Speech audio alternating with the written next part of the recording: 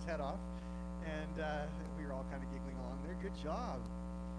From SOL to, but I don't know what SOL means because I'm a pastor, and I'm way too holy to know what SOL. Carolee just figured it out. My wife just figured it out. Oh man. Well, welcome everybody. Good to see you.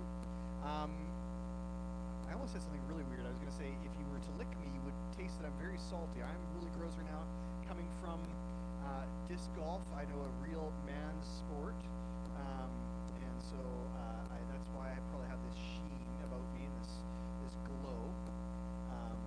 But yeah, but don't taste me because I'm gross. Today I've got a really weird story from the Bible for you. It's a really weird one, and it's one where usually I find it very comfortable to go and read from God's Word and just present to you, kind of elaborate, fill in some of the blanks and maybe questions you might have. And today I was like, oh man, God, what do you have for us today? And I went a little deeper than I normally would for myself, and I learned some things. And I was presented with some new ideas, and you're my guinea pigs, and I'm gonna kind of bounce them off you tonight, all right? So today we're coming from the book of Matthew. I think it would be the next slide, please, Justin. Matthew chapter 8. And here's what I want to do. I'm going to read through, it's just 2 slides long. I'm going to read through the whole story. And then I'm going to go back, and I've just got a couple of observations, a couple of things to break down and share with you. So it goes like this. Oh, you know what? Before I do that, no, I won't. I'm going to go right into it. This is Matthew chapter 8, verses 28 to 31.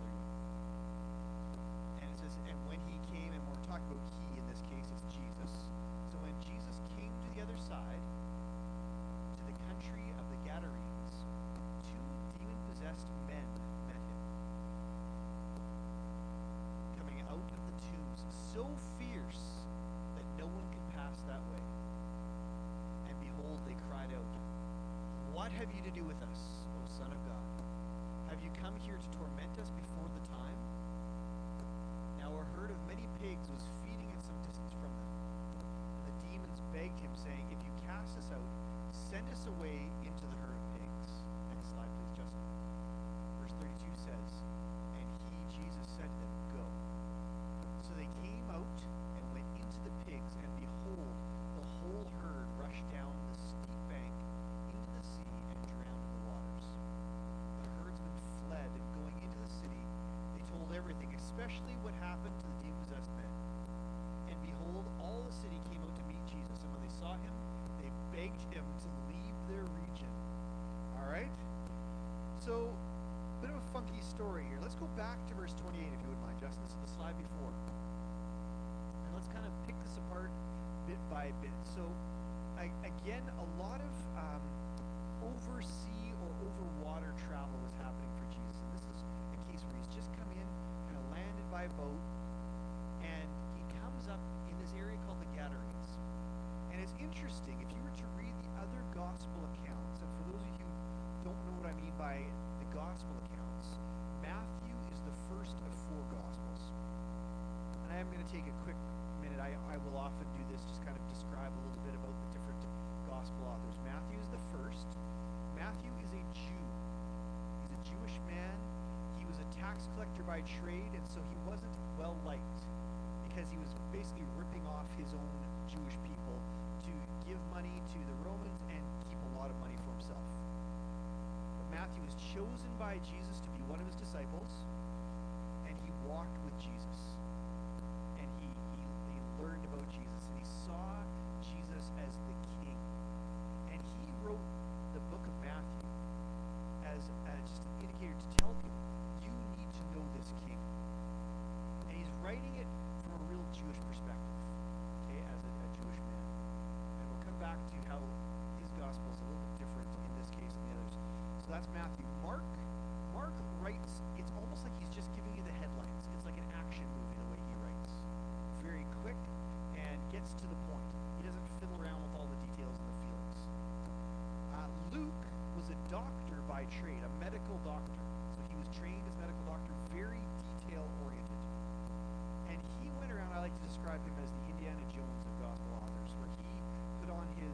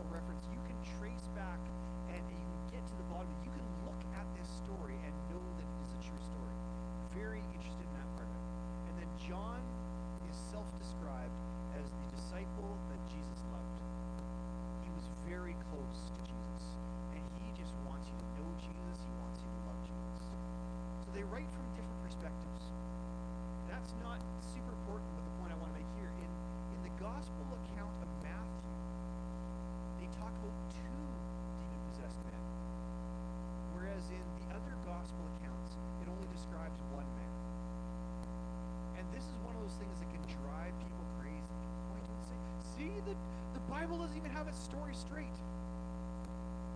And there's a couple of theological theories as to why that is. One of the things you'll see here is the demons are definitely plural. Okay? And so there's more than one demon in this man or men. And so that's the essential part here. I want you to notice where the demons are. They're coming out of the tombs. These are men who are so fearsome and feared that they are kind of banished out of the city. And they walk in places that people would find unclean to walk in. They hang out in the tombs. It's like they feel they feel like they're at home in and amongst the dead. It's kind of a gruesome picture here. And behold, they cried out. They is important. They cried out, "What have you to do with us, O Son of God?" And this is one of the first things I think we all need to notice. These demons know that Jesus is the Son of God. This is one of those things that it can be difficult to get your head around. And it's partly philosophy and it's a lot of faith. But we live in this world where this table is hard and I can kind of lean on it. There's mechanics to the way I talk into the microphone and it projects my voice. There's the natural, but we need to understand. I know I often turn my brain off to the idea that there's this supernatural world around us as well. And these demons could see something about Jesus, that he wasn't just a man. He wasn't just a good teacher. He wasn't just a good leader. He was the Son of God. Even demons understood who he was. So that's the first thing I want you to understand.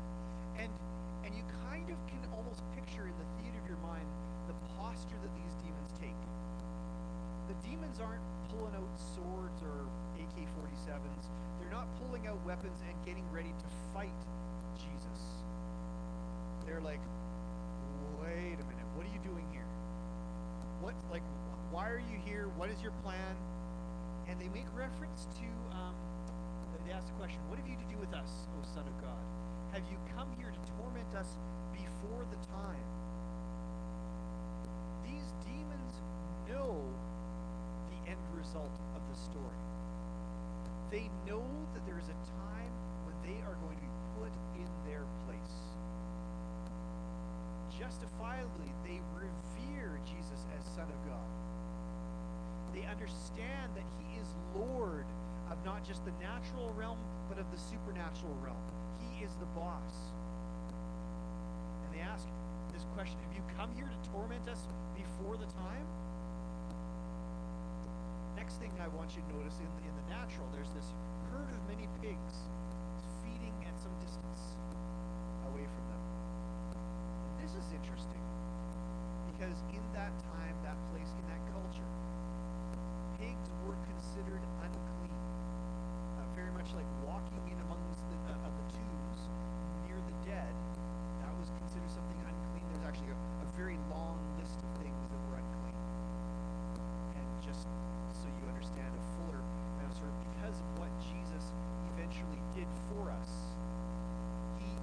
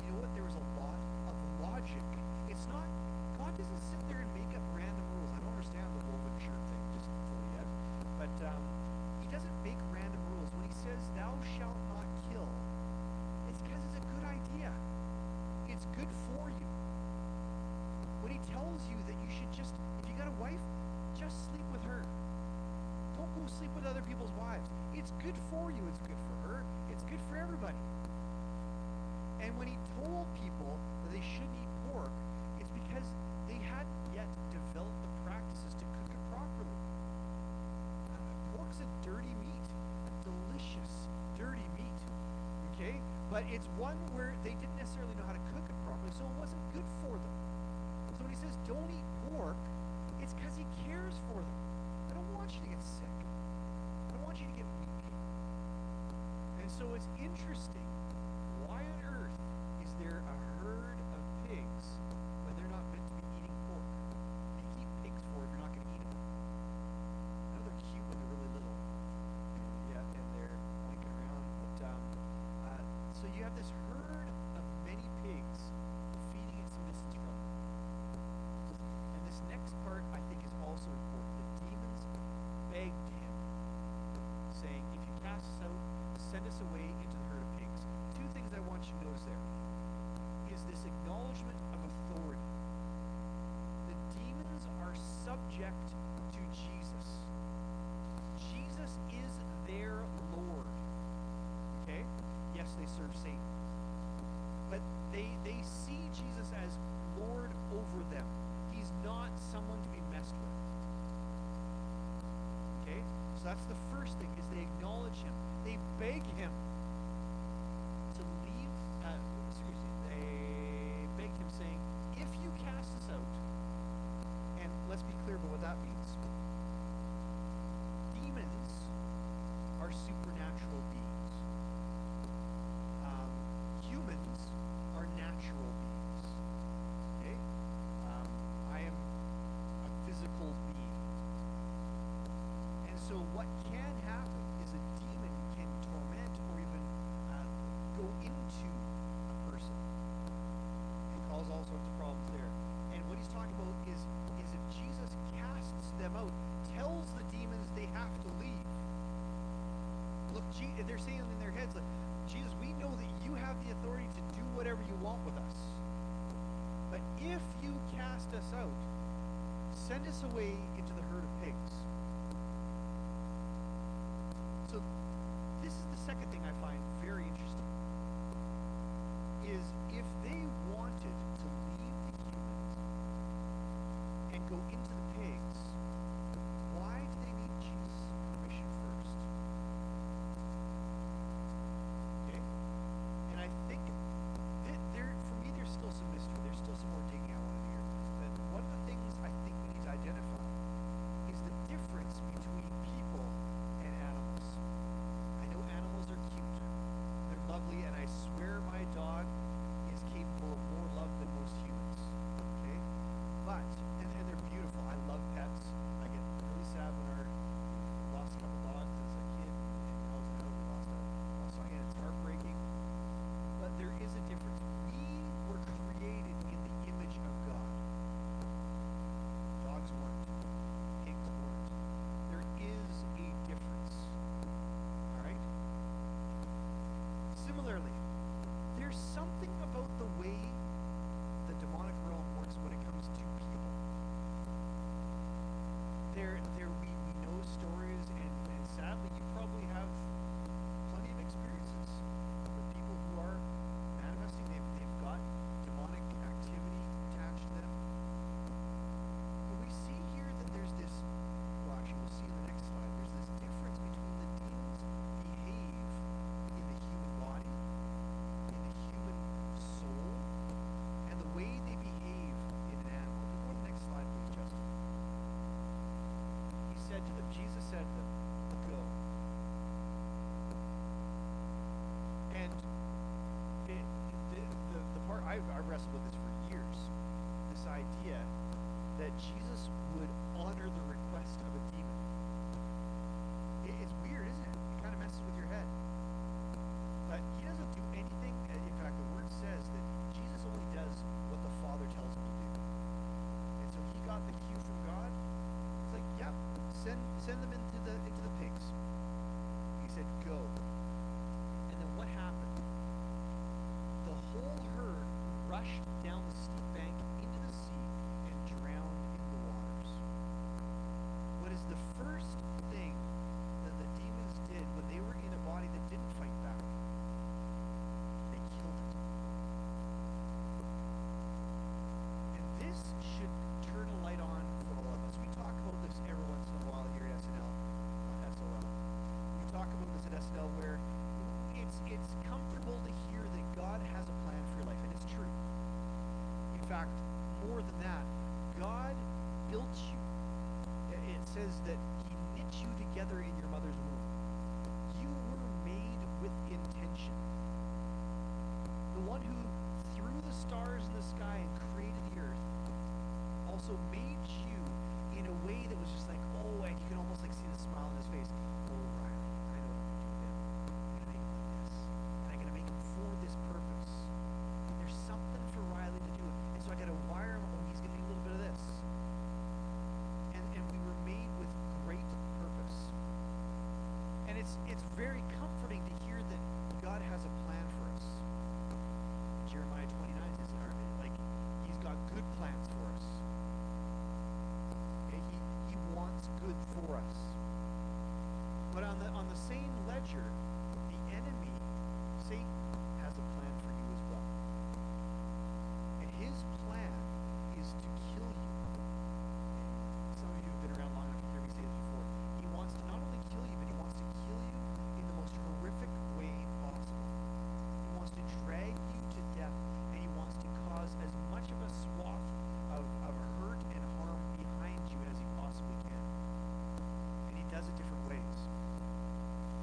But what we see here is the second the demons are released to work in these brainless pigs, they don't have to do much work to convince them. Their ultimate goal is revealed like that. They get into the pigs, death. That is exactly their job. That's their goal. That's their scorecard in hell is, yep, killed this many people today. And they're giving each other high fives for all the harm they've caused, right? So these guys end up killing pigs. The rest kind of is the denouement of the story. The herdsmen fled, so the people who were keeping the pigs, probably shouldn't have been keeping pigs, they fled, and going into the city, they told everything, especially what happened to the demon-possessed man. So they tell the story. We can only assume they tell it accurately, right? We can believe that they've witnessed, they are eyewitnesses to the story, so we can only assume that they have told the story 100% accurately. Look at the response. Behold, all the city came out to meet Jesus, and when they saw him, they begged him to leave their region.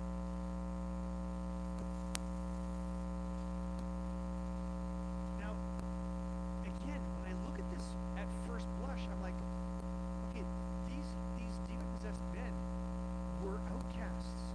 They were described as fierce and probably to be feared. And Jesus took care of them. Now they've been set free from those demons that have been plaguing them. And now those demon-possessed men won't be a problem for this community anymore. And really, we get faced with kind of waiting, and we can choose how to react through many things throughout the day. And the community, they could have said, this is great, we've been set free.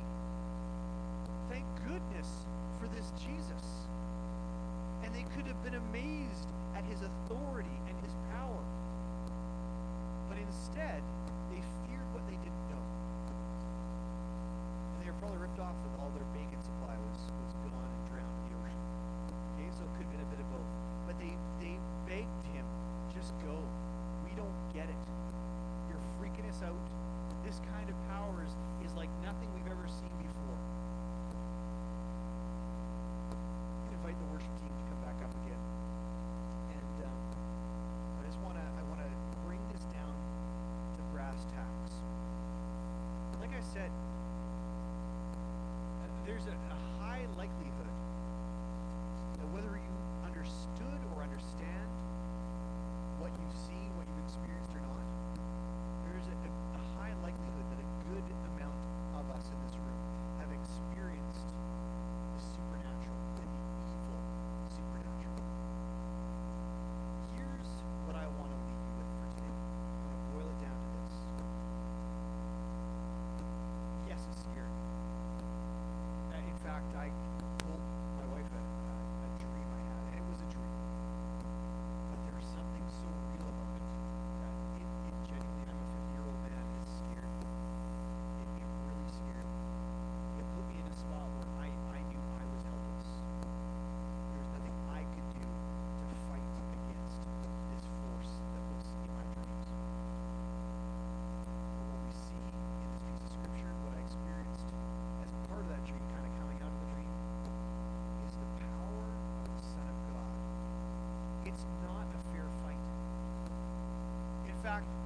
think one of the things that we confuse is when you think about God, well, who's God's like enemy? Who's the one that's kind of on his level?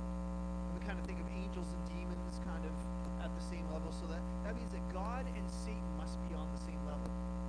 Not even close. I love that shaking of head. Satan is a fallen angel. There is no equal with God. There is no adversary that he struggles with. He is Lord of all. And so whether it be the angelic or the demonic or the natural, he is Lord of it all. And that's why I can't urge you enough. If you're encountering something else, if you witness it to somebody else, if you're feeling an oppression yourself, you can claim the power of Jesus in the situation in your life. And when you're covered by the blood of the Lamb, when you're